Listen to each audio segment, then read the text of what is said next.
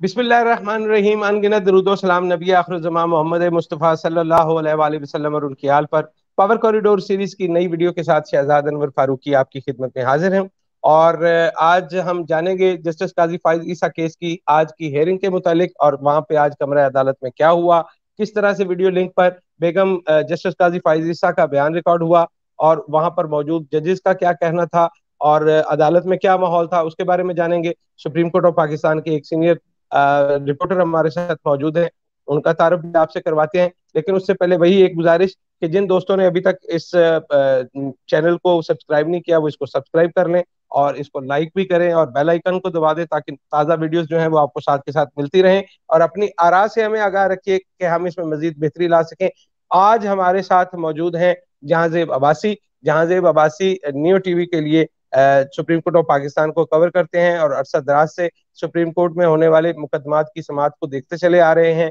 जजेस को देखते चले आ रहे हैं कि किस तरह से वो बिहेव करते हैं और किस तरह से वो कंडक्ट करते हैं। तो उनसे जानते हैं। जी, welcome to the show Jahanzeb, कैसे हैं आप, खैरियत से हैं? जी अल्लाह का शुक्र है, बिल्कुल ठीक हूँ। अच्छा जहांजेब, बताइए जरा आज क्या हुआ अदालत में, जरा उसकी तफसील से हमारे देखने वालों को आगाह कीजिए। जी फारूकी साहब, ये बड़ा अहम मुकदमा है। ख़ास तौर के ऊपर हम ये देखते हैं कि जब इस मुकदमे का आगाज़ हुआ तो वफाकी वज़रा प्रेस कॉन्फ्रेंसेस करते थे, और उनमें ये बार बार मौक़िफ़ अपनाया जाता था कि जज साहब अब मनी ट्रेल नहीं दे रहे। कभी ये कहा जाता रहा कि रसीदें नहीं दिखाई जा रही, और अदलिया के खिलाफ बाकायदा एक मुनज़्ज़म कंपेन जारी रखी गई। फिर उसके बाद हमने ये भी देखा कि तरह तरह के इल्ज़ामात लगाए गए। लेकिन आज जब जस्टिस काजी फायद ईसा की अहलिया वीडियो लिंक के जरिए आई और उन्होंने जब मनी ट्रेल दिया, तो वफाकी हुकूमत के वकील फरोग नसीम वो हमें पहलू बदलते हुए दिखाई दिए। और एक तरह से आप यूँ समझिए कि वो खासे परेशान थे कि अब हमारे, जैसे वो सोच रहे हो कि अब हमारे केस का क्या होगा। अच्छा, कोर्ट का माहौल अगर आप कहें तो माहौल कुछ यूं था कि पौने 4 बजे का वक्त था शाम का, जब जस्टिस काजी फायद ईसा की अहलिया वीडियो लिंक के जरिए आई। सुप्रीम कोर्ट के 10 रुकनी बेंच जो है उन्होंने उनको सुना। जस्टिस काजी फायद ईसा की अहलिया ने सर के ऊपर दुपट्टा रखा हुआ था, और अपनी गुफ्तगू का आगाज उन्होंने अस्सलाम वालेकुम से किया।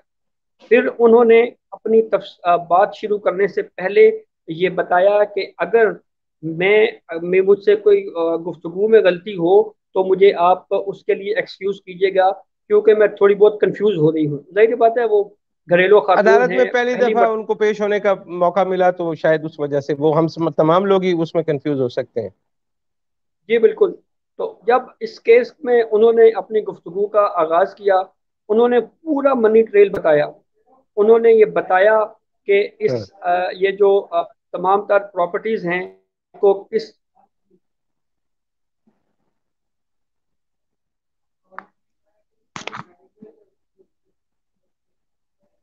जहांजेब, आपको मेरी आवाज सुनाई दे रही है? आप जहांजेब?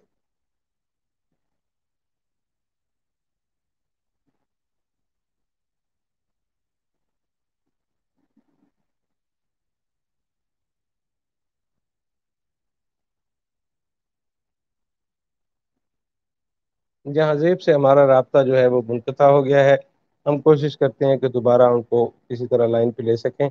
अगर वो हमें ज्वाइन कर पाए तो अभी हम आपसे बात करेंगे। मैं आपको यहाँ पे ये बता दूं कि आज जस्टिस काजी फाइज ईसा की अहलिया जो हैं, उन्होंने अदालत में पेश होकर पूरा तफसील से बताया कि किस तरह से स्टैंडर्ड चार्टर्ड बैंक के जरिए उन्होंने 7 लाख पाउंड की रकम जो है वो उन्होंने ट्रांसफर की। और उस रकम के ट्रांसफर करने के हवाले से उन्होंने अपनी पूरी तफसील जो है वो अदालत के सामने रखी। उन्होंने कहा कि मुझे ये रिकॉर्ड हासिल करने में खासी दुश्वारी का सामना करना पड़ा, क्योंकि बैंक्स आमतौर पर 10 साल से पुराना रिकॉर्ड नहीं रखते। और आज उनको ये रिकॉर्ड हासिल करके अदालत के सामने पेश करने में जो भी दुश्वारी हुई, लेकिन वो बहरहाल ये समझती हैं कि ये अपने शौहर की पोजीशन को क्लियर करने के लिए उनके पास यही रास्ता है कि वो ये तमाम तफसीलात जो है वो अदालत के सामने रखें। उन्होंने अदालत को तफसील से बताया कि उनकी ज़राई ज़मीन है जो कि बलूचिस्तान में और सिंध में है, जिसकी देख रेख जो है वो पहले उनके वालिद किया करते थे। اور چونکہ وہ زرعی زمین سے ہونے والی آمدن جو تھی اس کو اس پہ ٹیکس نہیں لگتا، تو اس کو اس وقت کے ان کے ٹیکس کنسلٹنٹ جو نقوی صاحب ہیں جن کا اب انتقال ہو چکا ہے، ان کے مشورے کے تحت اس کو جو ہے وہ ٹیکس سے استثناء حاصل تھا، تو اس لیے اس کی آمدن کبھی شو نہیں کی گئی، جبکہ وہ اس کے ساتھ ساتھ کراچی میں ایک جو ہے انگلش میڈیم اچھے اسکول میں پڑھاتی رہی جہاں پہ وہ ہینڈسم سیلری لیا کرتی تھی، اس کی تفصیل سے بھی انہوں نے آگاہ کیا۔ انہوں نے اپنے بینک اکاؤنٹس بھی بتائے کہ جن 2 بینک اکاؤنٹس کے ذریعے انہوں نے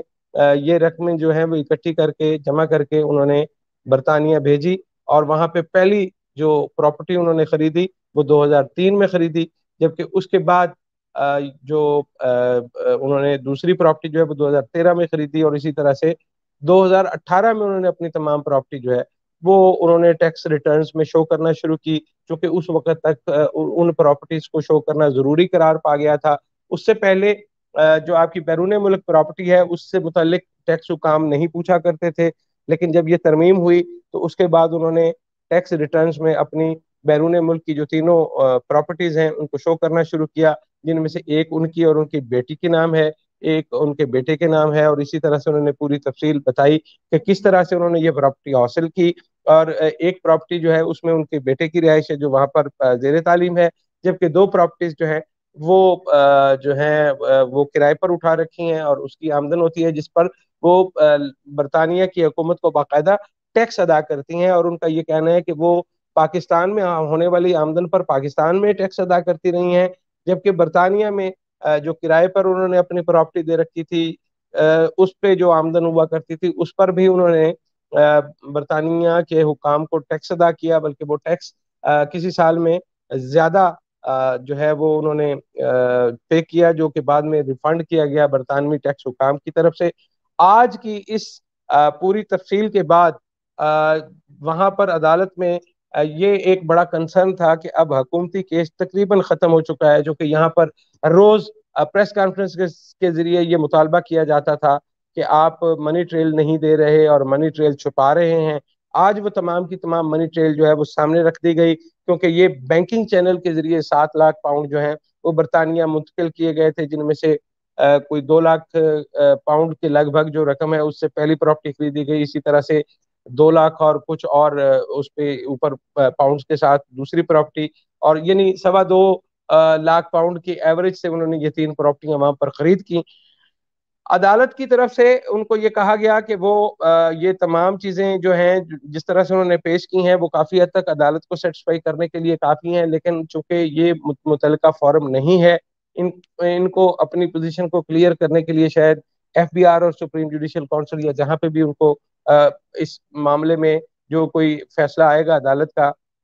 وہ وہاں پر ان کو رکھنی ہوگی اور ان کو سیٹسفائی کرنا ہوگا۔ لیکن عدالت نے آج یہ کہا کہ وہ ایک طرح سے مطمئن ہے، ان کی تمام جو آج کی گزارشات تھی، یہ تمام بیان ریکارڈ کرواتے وقت جو بیگم جسٹس قاضی فائز عیسیٰ تھی وہ آبدیدہ بھی ہوئی 2-3 دفعہ، انہوں نے پانی بھی 2-3 دفعہ پیا، اور جیسا کہ ابھی جہاں زیب نے ہمیں بتایا کہ وہ خاصی شروع میں تھوڑا کنفیوز لگ رہی تھی، اور ان کا یہ کہنا تھا کہ اگر ان سے بات کرتے ہوئے کہیں کوئی کوتاہی ہو جائے تو ان کو ایکسکیوز کر دیا جائے۔ یقیناً کسی بھی گھریلو خاتون کا کسی عدالت میں اگر پیش ہونے کا اس طرح کا موقع ہو اور اتنی بڑی عدالت میں پیش ہونے کا موقع ہو تو یقیناً آدمی کنفیوز بھی ہو سکتا ہے۔ تو یہ وہ ساری بات تھی۔ اب قانونی ماہرین کا یہ کہنا ہے کہ یہ ساری صورتحال سامنے آنے کے بعد جو ریفرنس ہے اس کا معاملہ شاید اس طرح سے اب حکومتی توقعات کے مطابق آگے نہیں بڑھ پائے گا،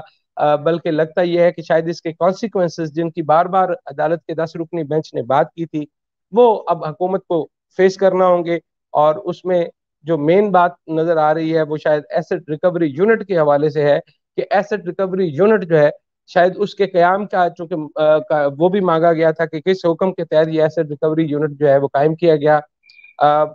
اس کی قانونی حیثیت پر بات ہوگی۔ پھر جو بیرسٹر شہزاد اکبر ہیں جو کہ سارے معاملے کو دیکھتے رہے ہیں، جو آپ سمجھیے کہ آرکیٹیکٹ ہیں اس ریفرنس کے، ان کو اس کے کانسیکوینسز بھگتنا ہوں گے، اور بہت سارے لوگوں کو کہنا ہے کہ شاید ججوں کی جاسوسی کے معاملے میں ان کو کوئی سزا بھی دی جا سکتی ہے، ایسٹ ریکوری یونٹ بھی ختم کیا جا سکتا ہے، لیکن یہ تمام وہ مفروضے اور قیاس آرائیاں ہیں جو قانونی ماہرین اس وقت تک کر رہے ہیں۔ لیکن آنے والا دن، کل کا دن بڑا اہم ہے، چونکہ اس میں ہم ممکنہ طور پر ایک شارٹ نوٹس ایکسپیکٹ کر رہے ہیں کہ شاید اس موقع پر ایک شارٹ نوٹس آ جائے اور اس کے تحت ابتدائی طور پر یہ معاملہ جو ہے وہ کسی ایک طرف جو ہے اس کو لگا دیا جائے۔ آج کے لیے اتنا ہی، انشاءاللہ کل نئی ویڈیو کے ساتھ ایک مرتبہ پھر آپ کی خدمت میں حاضر ہوں گے۔ اپنا بہت سارا خیال رکھیے گا، اپنے فیڈ بیک سے آگاہ کیجیے گا۔ اللہ نگہبان۔